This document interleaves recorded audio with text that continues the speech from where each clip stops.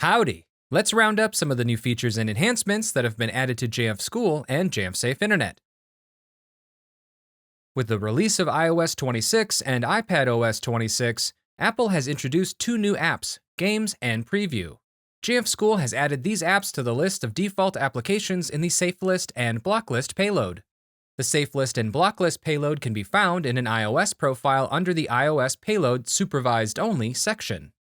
In the SafeList/BlockList Applications pop-up menu, we have the opportunity to allow or restrict applications. Once you've chosen whether to allow or restrict apps, use the Add Application button to assign your desired apps, including the new Games and Preview apps. Apple's newest operating system also brings new restriction capabilities for supervised devices running iOS 26, iPadOS 26, and macOS 26. These new restrictions can be found under a Profiles Restrictions payload and include the ability to prevent users from using private browsing or clearing browser history in Safari. There is also the opportunity to now allow devices to use its camera for specific applications. To enable these exceptions, we must first deselect Allow Use of Camera, which then allows us to add the bundle identifiers for apps that may use the camera. Bundle identifiers can be found online using Apple documentation and other online resources. For a list of bundle IDs for iPhone and iPad Apple apps, check out the link in the resources.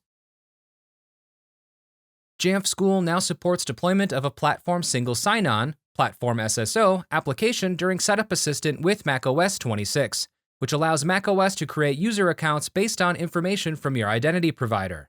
Be sure to review the Platform Single Sign-On for macOS with Jamf School documentation to learn more about how to integrate this functionality with supported identity providers.